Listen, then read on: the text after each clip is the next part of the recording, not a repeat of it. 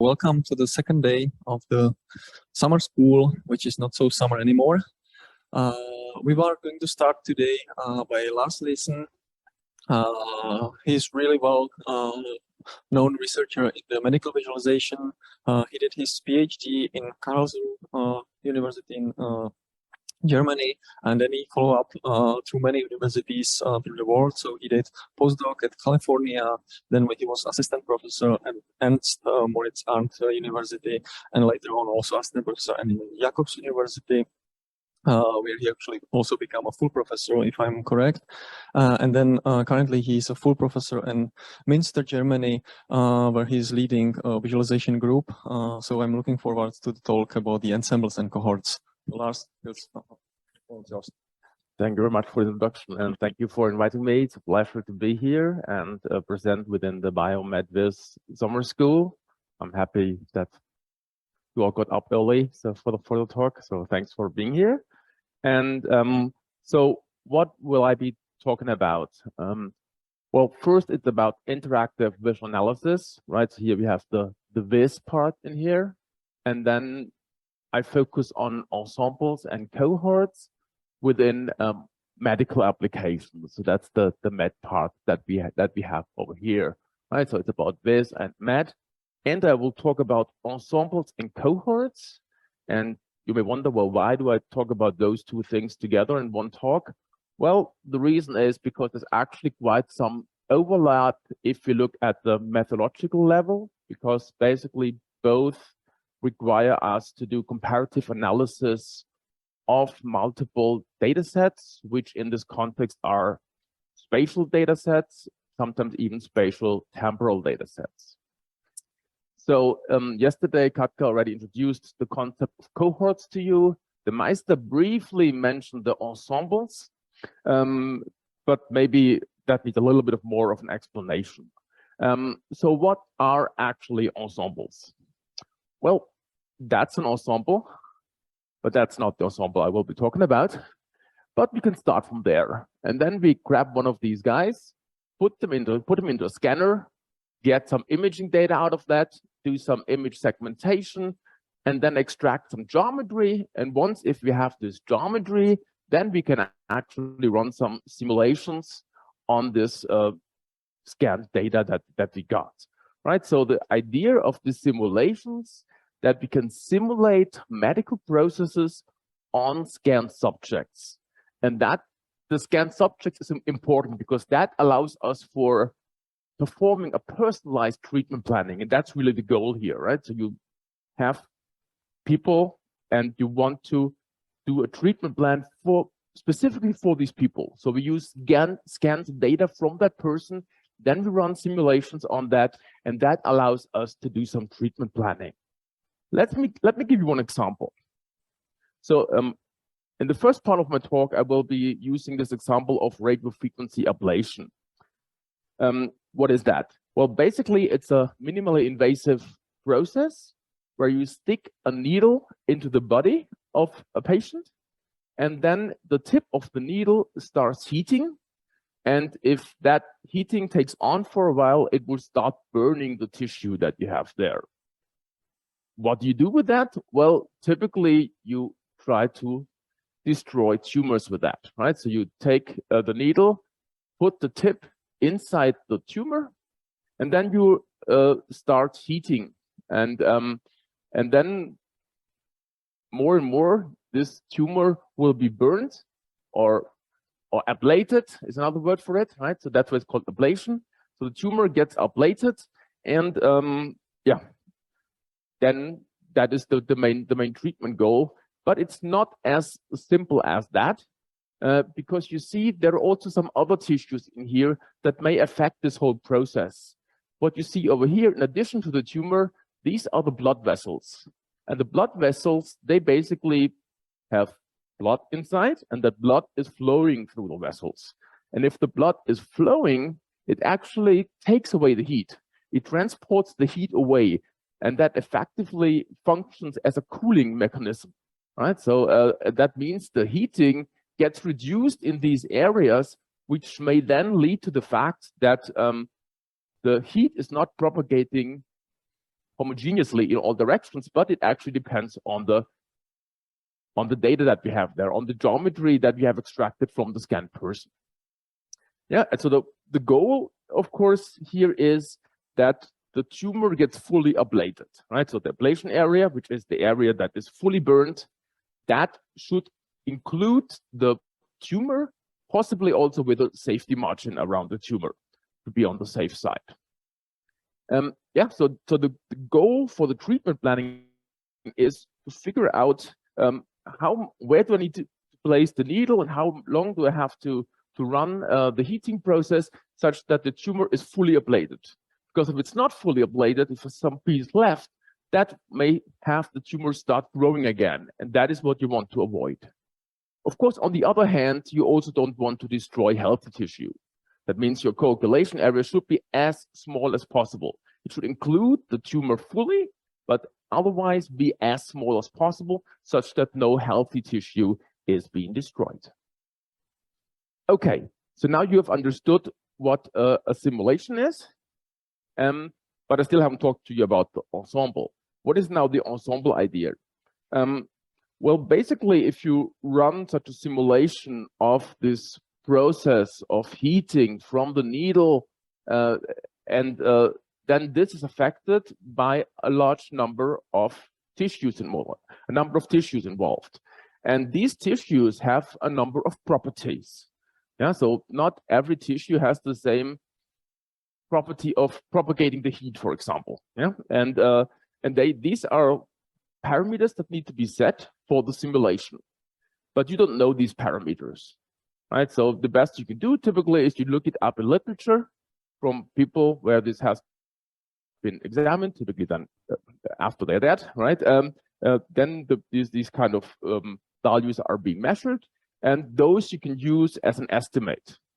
But there's variation, right? Not every person is the same. That means how to set these parameters varies between different persons. And that is why you would need like a range of value. And that is where the ensembles come in, right? Because you're not only running one simulation, but you're running multiple simulations using different parameter settings. Yeah, so that is the idea of the ensemble. And the main goal is that we capture, well, the uncertainty, right? So how certain can we be about the outcome of our simulation?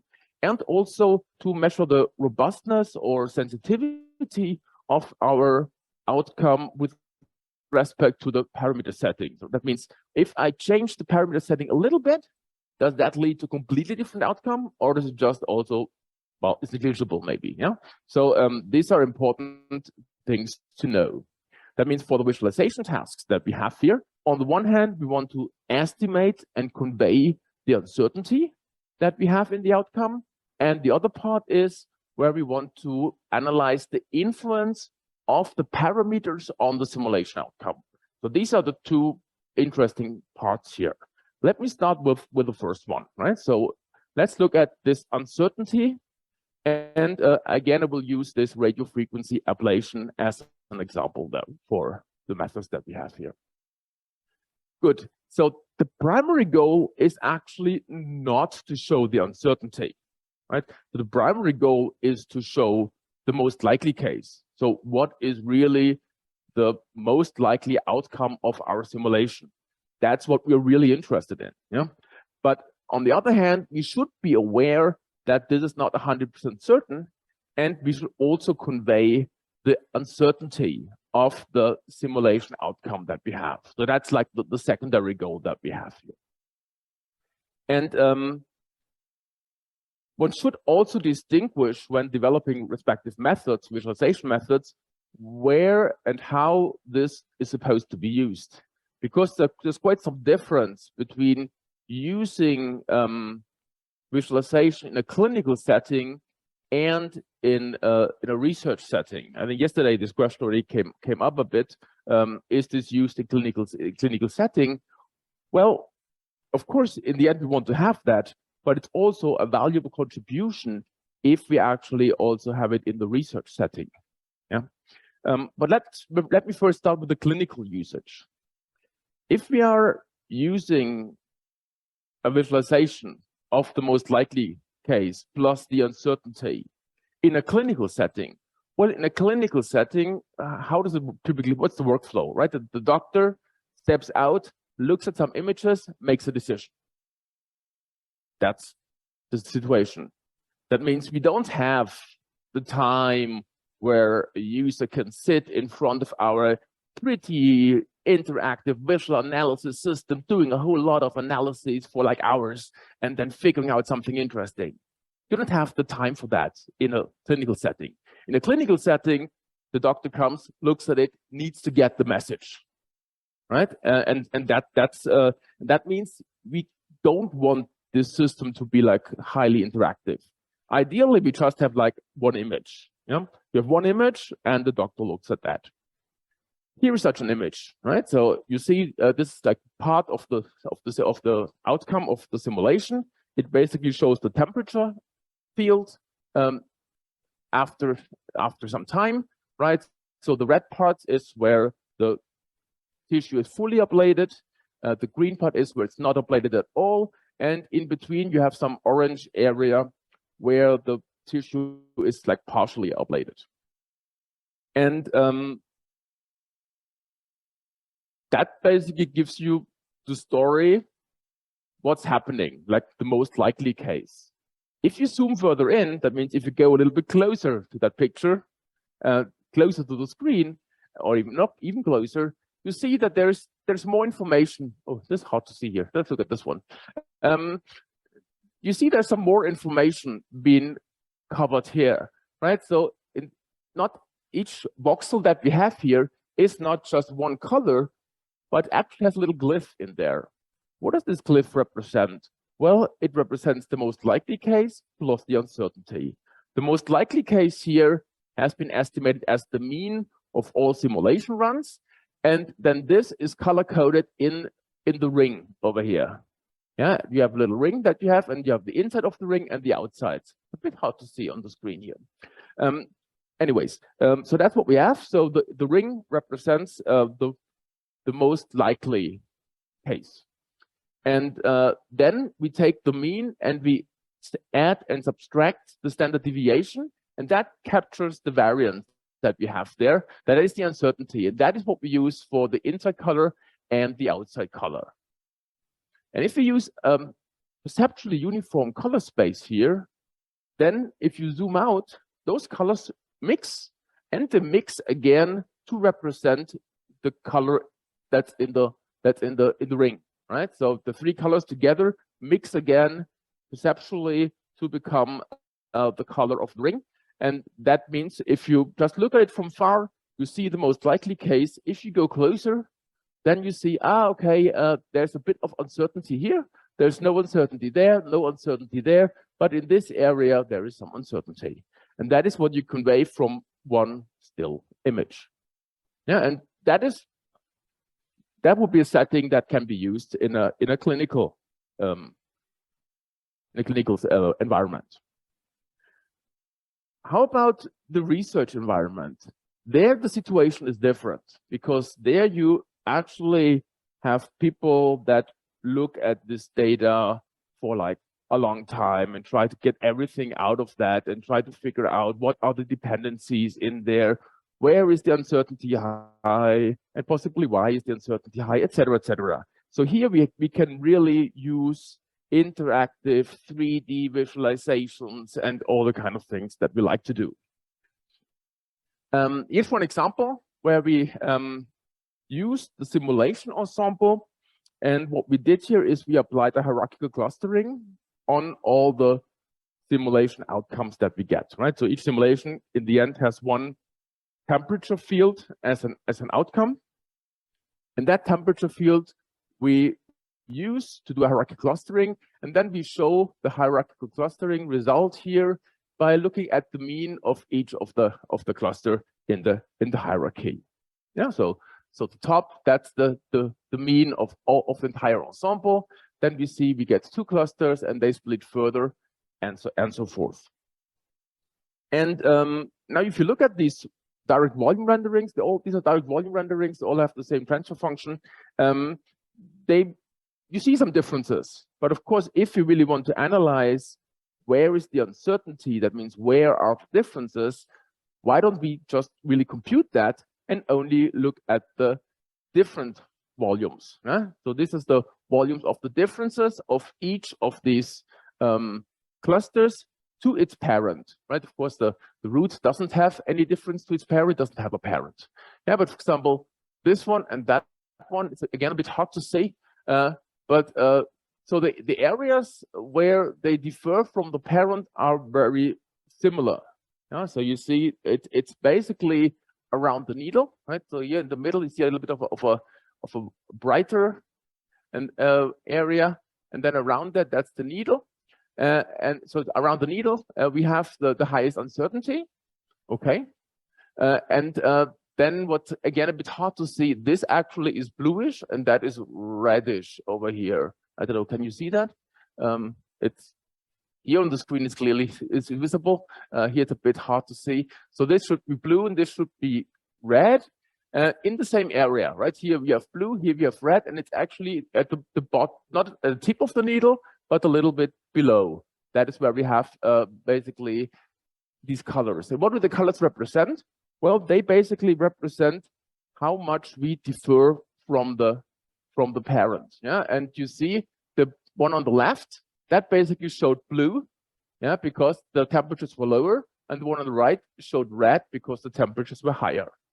Yeah, so and now we can also spend the time looking at the distributions of the differences, as you see over here, and we clearly see, okay, those are all to the lower, all to the colder part, those are all to the warmer part, and in that picture we could see where it has, so we can do a regional uncertainty analysis on the data.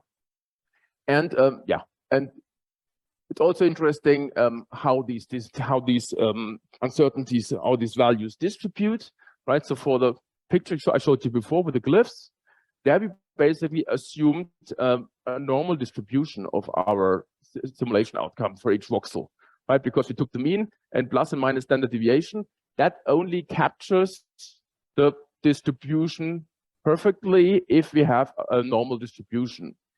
Here we actually we see that we don't have a normal distribution per voxel. They actually have different distributions, and that is actually quite an interesting outcome also for the simulation experts who use this tool. Okay, then that was the uncertainty part. Let me talk about the part where we look into the influence of the parameters. And yeah, so again, I will be using the radio frequency ablation simulation.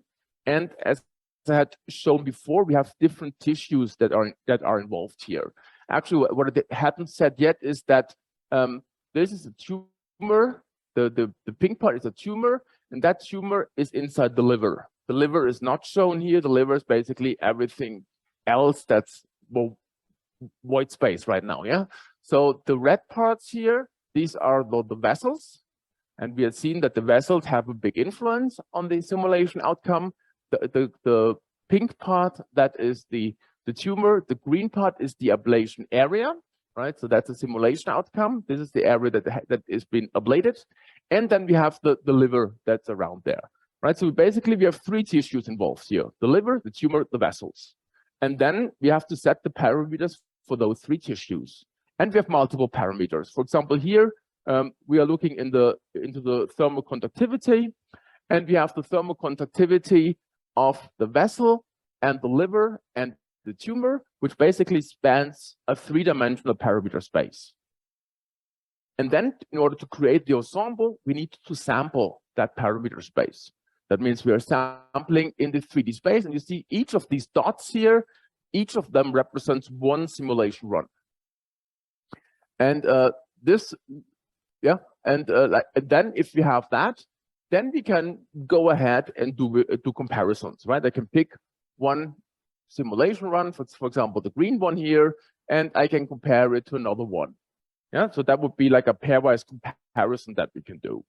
And yeah, if we do that, then we can visualize the difference in the ablation area, because that is what I'm really interested here. How does the ablation area change if I'm changing my parameter setting? And here we see 4 examples where we did that. So we picked one reference simulation and we compare that. What is happening if I change one of the parameters? At the top row, we are changing the blood perfusion rate of the liver, so either making it lower or making it higher. At the bottom, we take the tumor's blood perfusion rate, making it lower or making it higher. Well, there are multiple things we can observe here.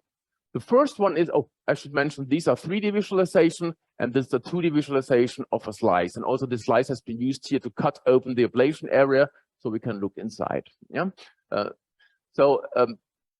And what can we observe? Well, the first thing is we see that, well, I should also mention that the blue area here, that basically shows additional. So this is what is been ablated more than the reference run, and the yellow is what ablated less than the reference run.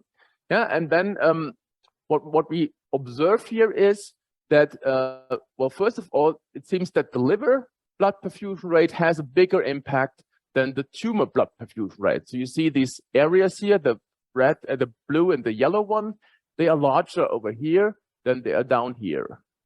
Then we also observe that lower values of blood perfusion rate, they lead to an increase of the ablation area, and higher leads to a decrease. And that's both true for the liver and for the tumor blood perfusion rate. And we also actually see where it has a difference. And that's also very important, right? Because we have to see what are the influences of the vessels, right? You see next to the vessel, the blood perfusion rate has like close to no impact. Yeah, so it's not changing at all. If I change the blood perfusion rate here, so I use this one because that is where we have the biggest difference. But here in this area, there is no difference. Big differences are here where we are far from the blood vessel. Yeah, so that is an interesting investigation that we can do here, right? So using this comparative visualization of 2 simulation runs, we can investigate how we have the influence of the parameter on the simulation outcome.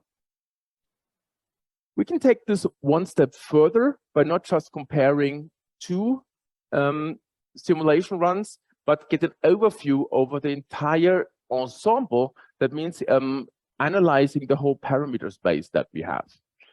And what we do here is we take the ablation area and then we compute the volume of the ablation area. That means what is the size? Of course, that is an aggregated value. If you have the volume, we don't know exactly where it's larger and where it's less. That we have been looking into before. But now here we just want to see what overall is the influence of the parameters on the outcome.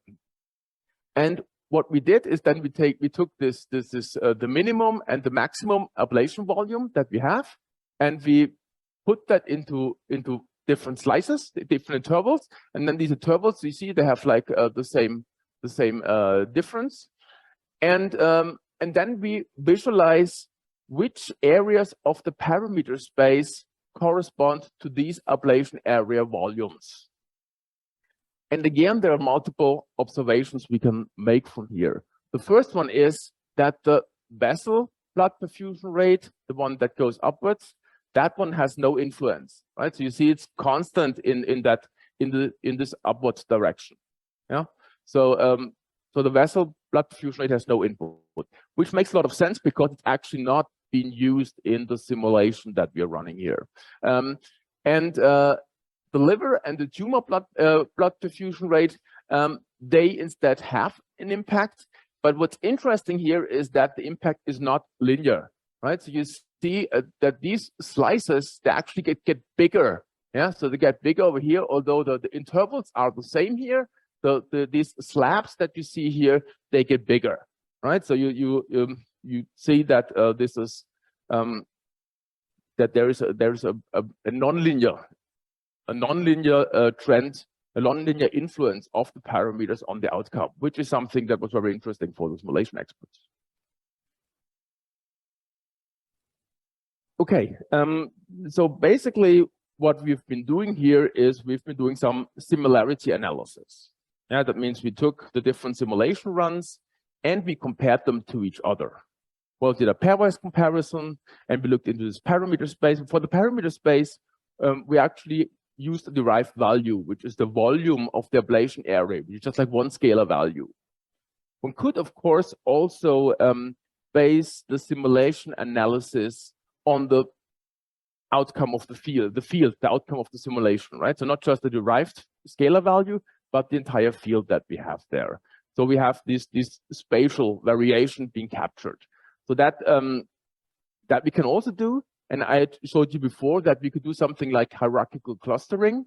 Yeah, so we can take this ensemble again, all the runs, do an hierarchical clustering of the outcome, which is the fields that we have. Yeah, so we take the fields and we compare the fields, and based on the similarity of the fields, we can do a clustering. And yeah, and a hierarchical clustering makes sense because then we can also analyze the outcome, such as here, for example, here in this dendrogram, the heights, yeah, of these lines, they actually represent the difference that we have there. So you see that at the beginning differences are quite high, but then in the end it's kind of getting negligible. One could say that, well, maybe we have like 4 main clusters here, and so we could prune the dendrogram at this level, which would then give us 4 clusters: a blue one, a purple one, a green one, and a red one, and a green one. And then we can also look at the similarity space of these clusters that we have there. The similarity space is basically implicitly given by computing the pairwise similarities. If you compute the pairwise similarities of all the ensemble members that you have, so all the simulation runs, that gives you like a similarity matrix, symmetric similarity matrix that you have there, and that you could feed to something like dimensionality reduction, right? So you could use something like multidimensional scaling, and then the multidimensional scaling gives you, if you do a 2D output, gives you a 2D embedding of the similarity space. Yeah, so you see, yeah, all the purple runs and all the blue runs, these are the ones down here, they really are very similar. For the green and for the red cluster, we see, well, they split up into 4 groups, but still they make coherent groups, right? So these are much further from the others, right? So the distance in this embedding represents the dissimilarity of the simulation runs. Yeah, and if we do it like that, you see we have four clusters. These clusters, one could argue, they split up into 3 more clusters each, but overall we have these 4 clusters. That means we have like 4 different groups of behaviors. Yeah, and now it's also interesting to understand which areas of my parameter space represent which group. And are they like one connected group, or do they show up in different parts of my parameter space? And that is what we observe over here, right? So we have, in this case, a 3D parameter space, and then we have these colors that indicate which case occurs for which parameter setting. What we're using here as a visualization tool is a so-called hyperslicer. That means you take your, in this case, the 3D volume, but it also works for 40, 50, 60, 70, 80, as many parameters as you need. And then you slice it, you take a 2D slice out of that, and then you show these 2D slices in this matrix form, which is basically the same setup as you have in a scatter plot matrix.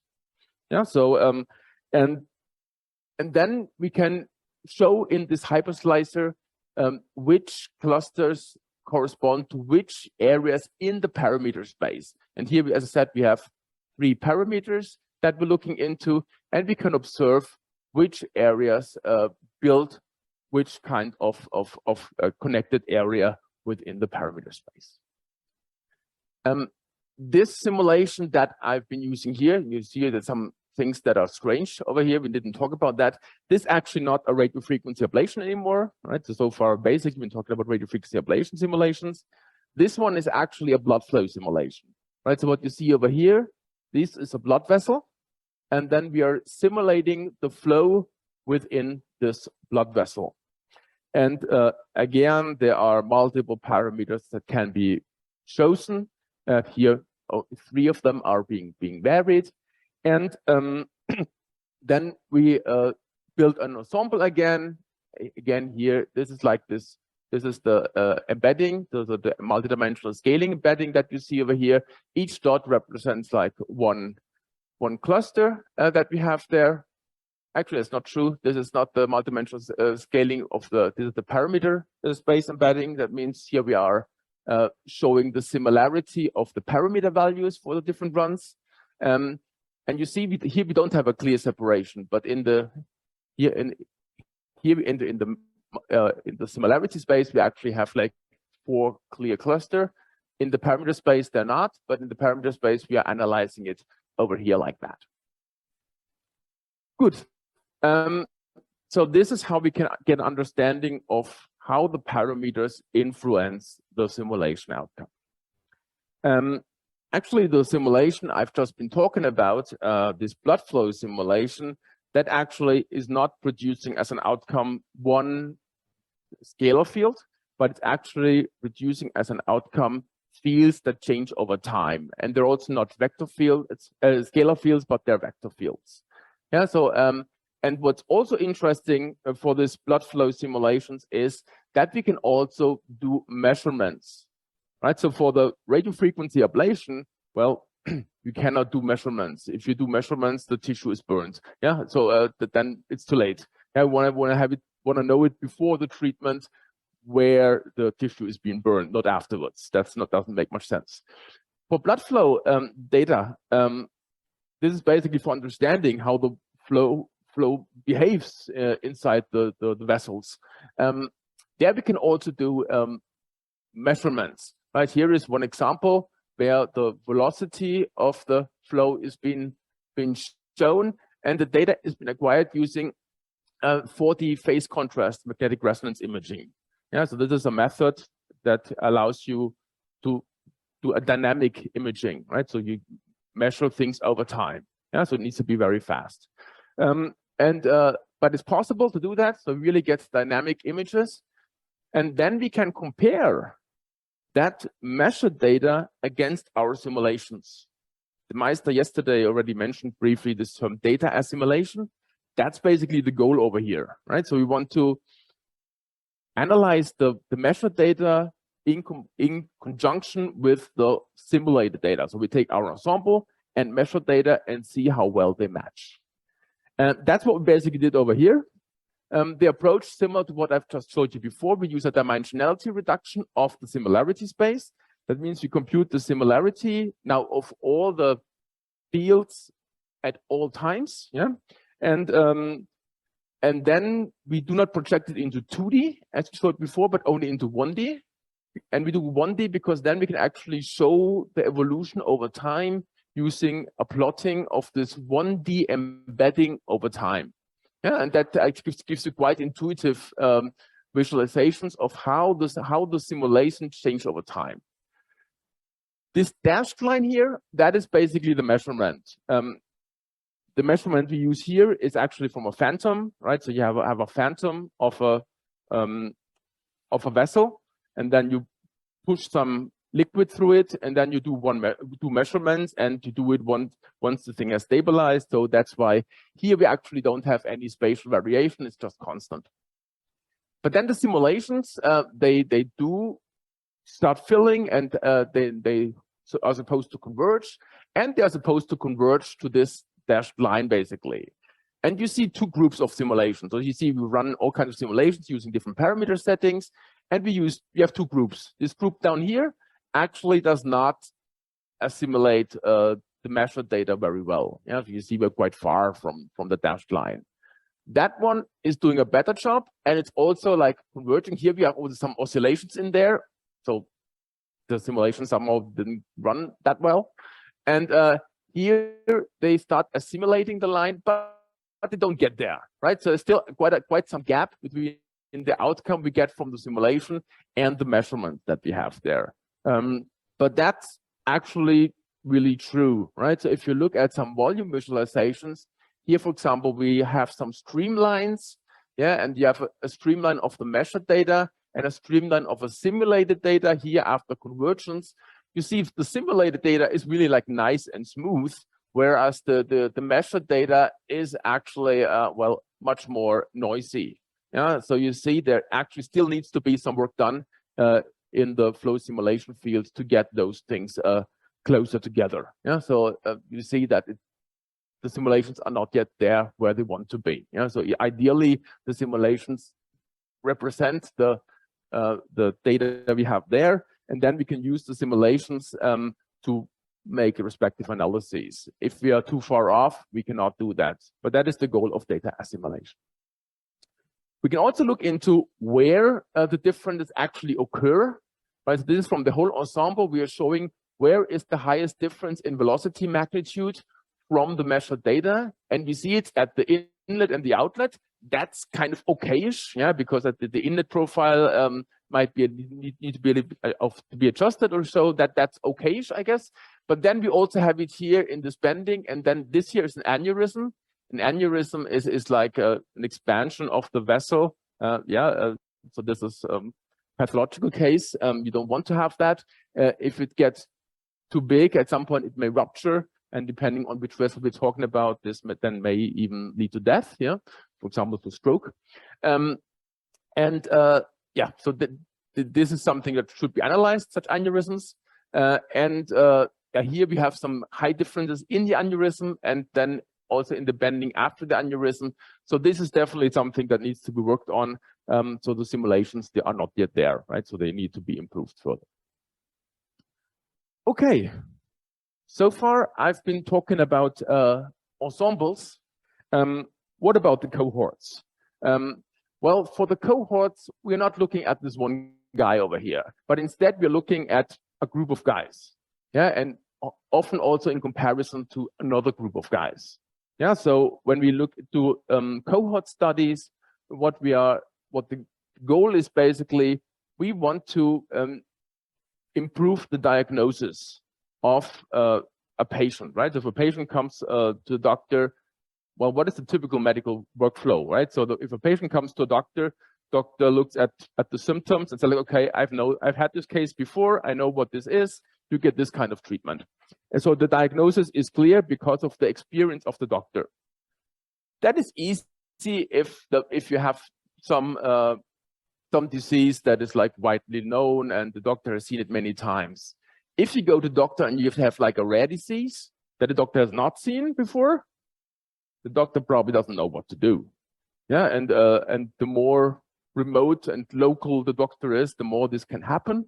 Maybe in big clinical settings where these rare cases are specially treated, this is different. Yeah, but so it helps if the medical people actually know about all these cases that exist out there in the world. That, of course, is a future vision. That's not happening anytime soon. But at least I think we need to approach this, right? So we need to get there. That means we need to look into cohorts. That means we need to look into how different people are treated and what happened in the past, right? So what we want to do is we want to investigate not individual people, but groups of people now. And for the visualization task, what we could do is we can compare healthy cohorts against people with a disease. We can compare different groups of people with different types of diseases. And we can also match a single patient to the different cohorts to figure out which is the cohort where this person best fits to make the best diagnosis. So that's basically the goal. And I would like to use a different scenario here. What I'm trying to use here is myocardial motion. The myocardium, that is basically the heart muscle. Yeah, the heart muscle. And when your heart is beating, what this heart muscle does is it's contracting and expanding at the same time. It's also like twisting a bit. Yeah, that's basically the motion of the heart muscle when your heart is working. And this can be measured using something that's called tissue phase mapping, which is another magnetic resonance imaging method.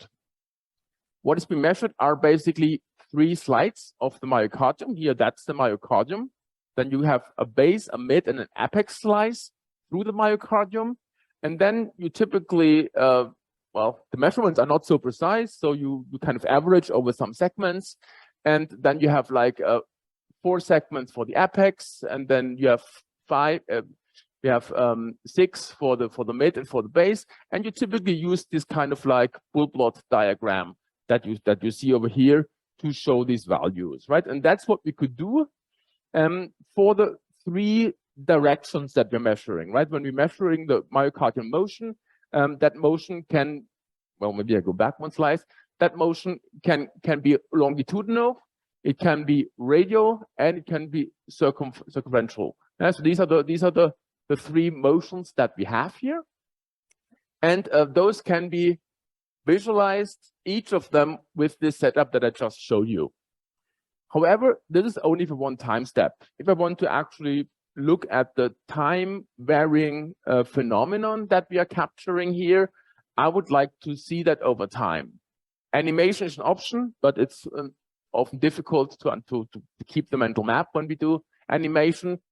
So what we did here is to basically say, okay, let's get rid of these nested 3 layers that we have there and depict the base, mid, and apex separately for radial, circumferential, and longitudinal velocity directions. And then we show the time component from the inside to the outside. Here, the red is basically expansion, the blue is compression, and then we can observe when and where compression and expansion is happening during the heart motion.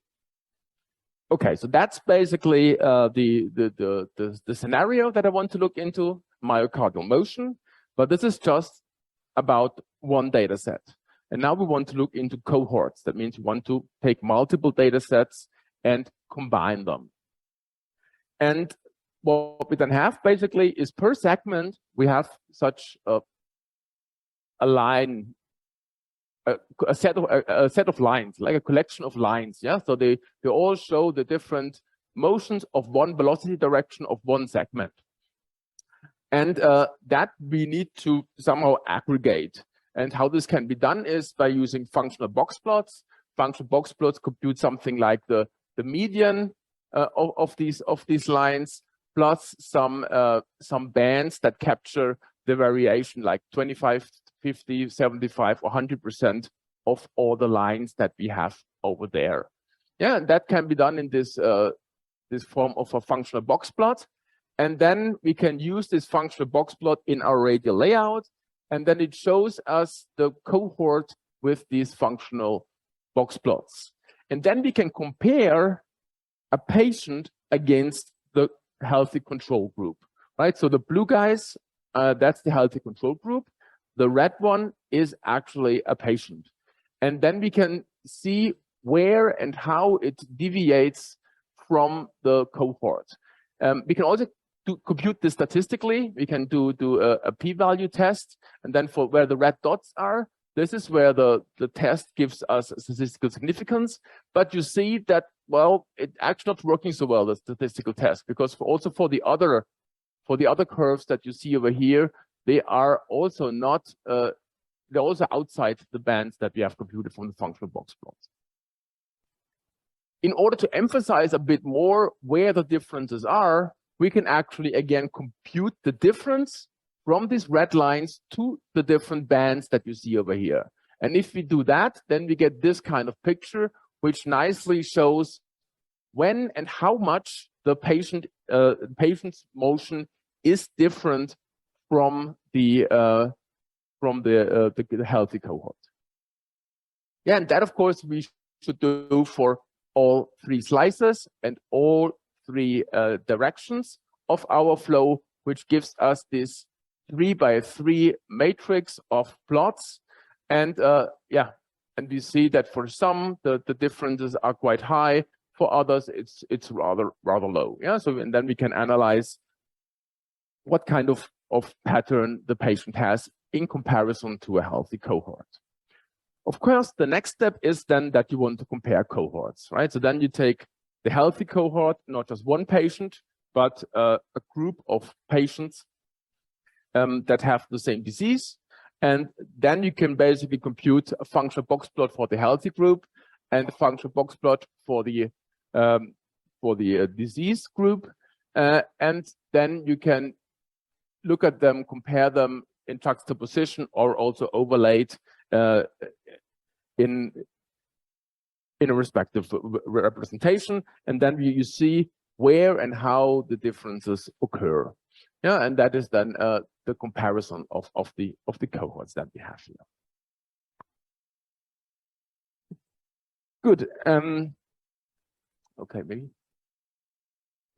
Then the other thing where cohorts typically occur is in population studies. Yeah, what are population studies? So now we've seen how cohorts work, but in population studies, we typically have much more data available. Yeah, so what are population studies? They have been mentioned yesterday as well by Katka.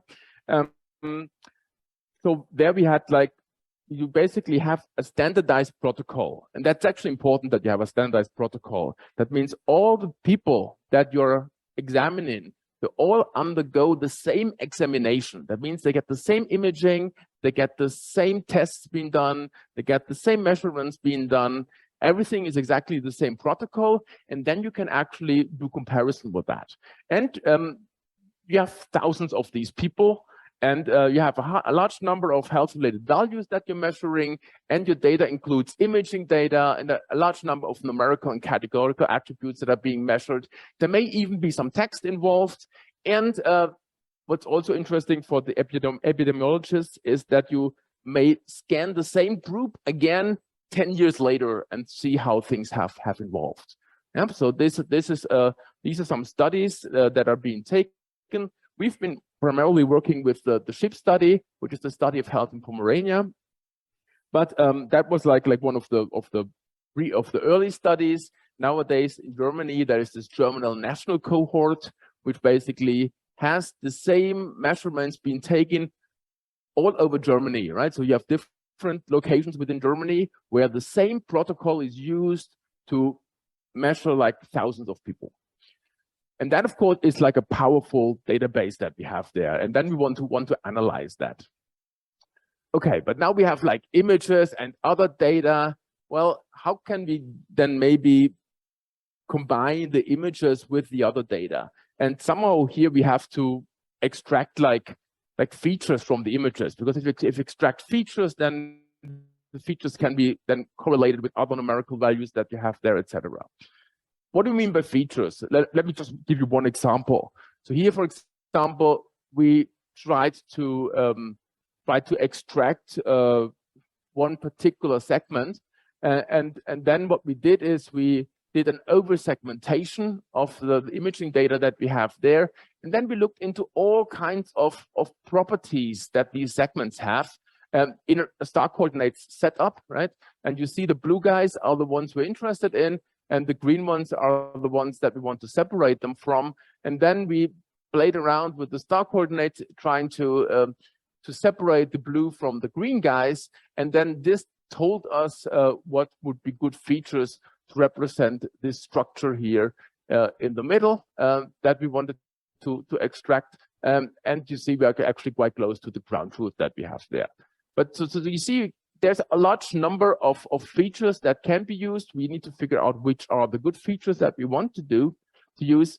And if we have these features, then we can embed them into a multidimensional data analysis, right? So then we are back to InfoVis, basically, right? Then we can use information visualization methods for analyzing multidimensional data. However, the data we have here is not just all numerical. We also have categorical data in there. And yeah, so there needs to be some way of extending the multidimensional numerical data analysis to heterogeneous data. And this is something that has not been done too successfully in the visualization community. here is an approach that we recently presented on using parallel coordinates and extending them to heterogeneous data. Basically, the idea is very simple. You combine parallel coordinates with parallel sets, right? So whenever you have like two coordinates that are numerical, then use parallel coordinates. If you have two attributes that are categorical, you use parallel sets. And if you have one attribute, or here one attribute that's numerical and one that's categorical, then we defined a novel interface between parallel coordinates and parallel sets.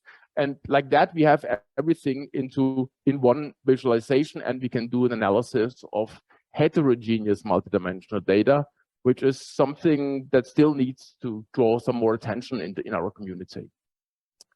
And of course, we can do the same with other methods. We try to do it also with star coordinates. Star coordinates I already showed you on the previous slide, right? So we have a star coordinate set up, and then we can play around with that, which basically then creates a linear projection, a linear 2D projection that is defined by playing around with the axes of the star coordinates.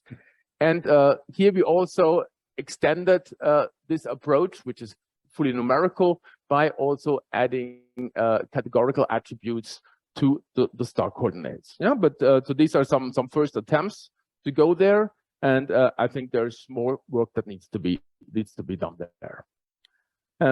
Finally, I would like to my last thing I want to talk about is that this similarity, right? So I have been talking a lot about computing similarities from fields, from scalar fields, vector fields, etc., and so forth. I also showed you that we can extract some features from these fields, and then we can use these features. But it's not so clear